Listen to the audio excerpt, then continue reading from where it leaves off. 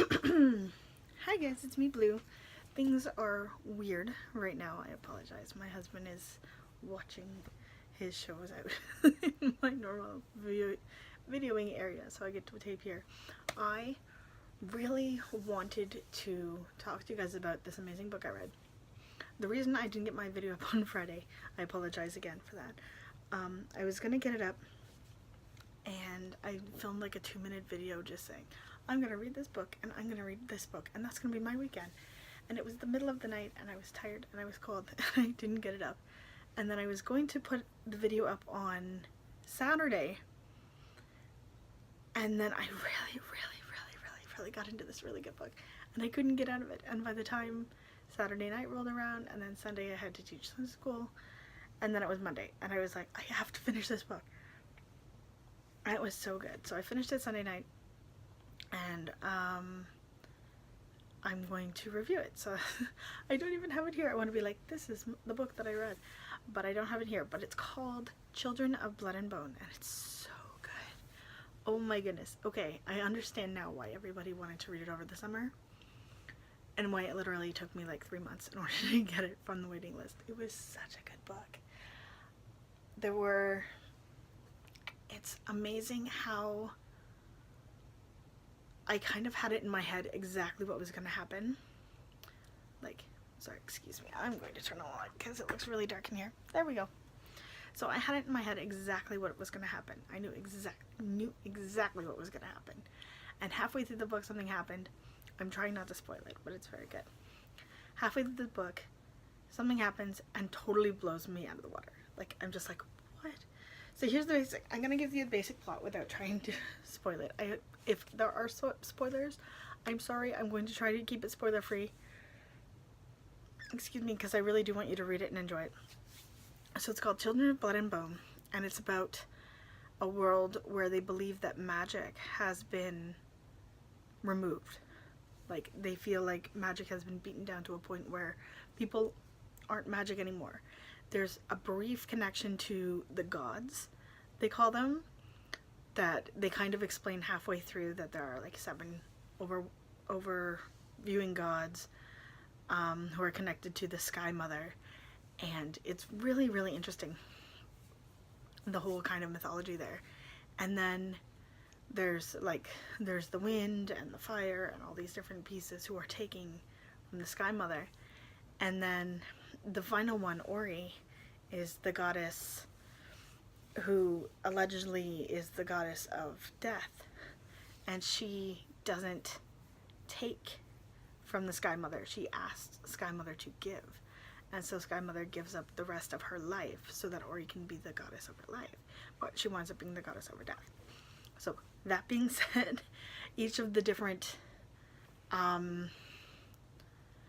diviners, they call them, they're not magi, they're diviners, because they still have this connection. And you can tell that they're diviners because their hair turns white. And if you look at the cover of the Children of Blood and Bone, that's all it is it's white. So it's super cool that you can tell who they are. Except they aren't really well received. Like, the government doesn't like them, the king really wants them dead. It's just this whole big thing. And the book starts out with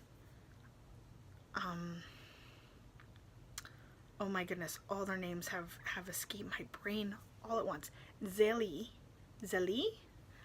I'm going to say all the names wrong because they all had these beautiful accents, and they were all written in these beautiful fonts, and I cannot remember. I can't read them all.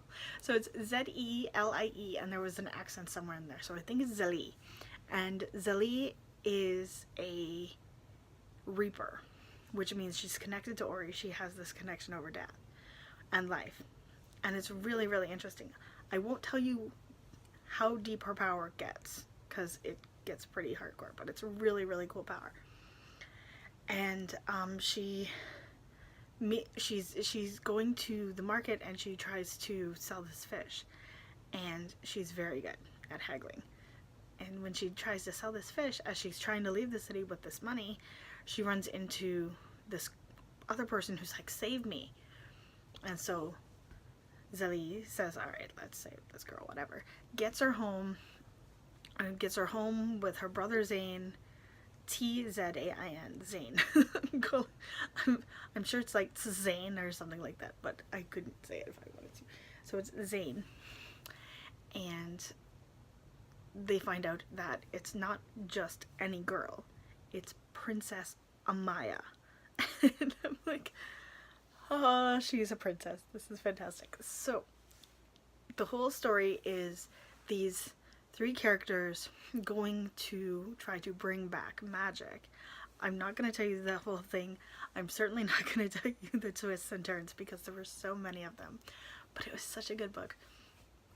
And they're kind of going against this other character, Amaya's brother, Anan.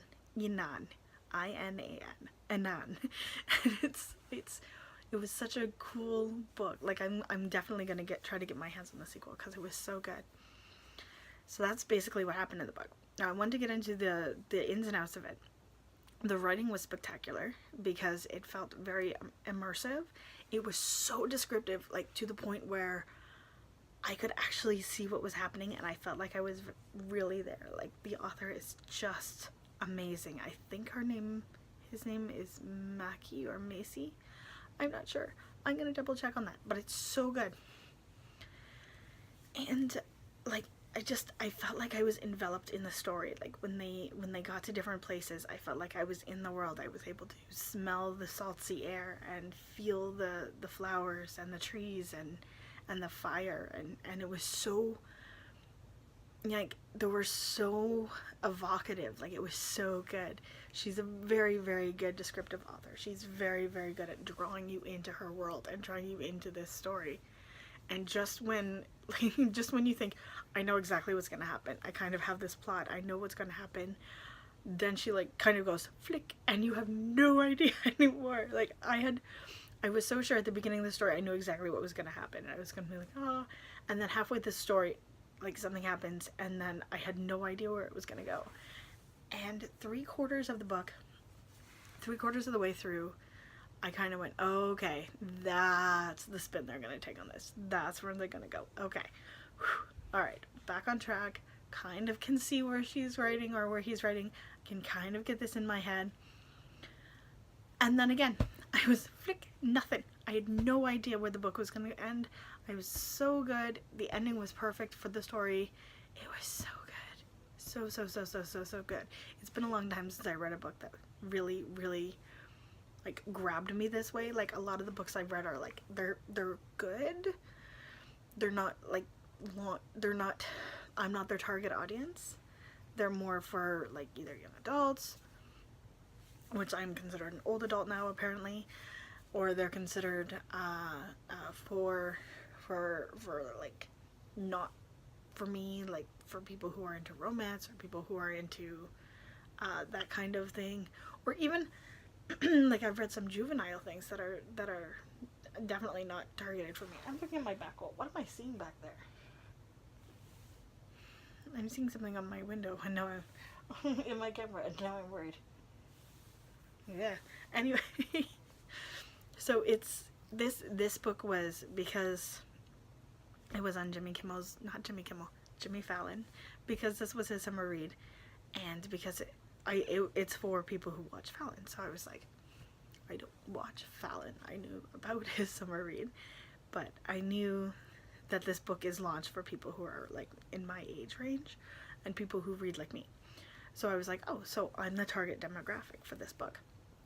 So it was kind of cool to read a book that was actually for me and really enjoy it.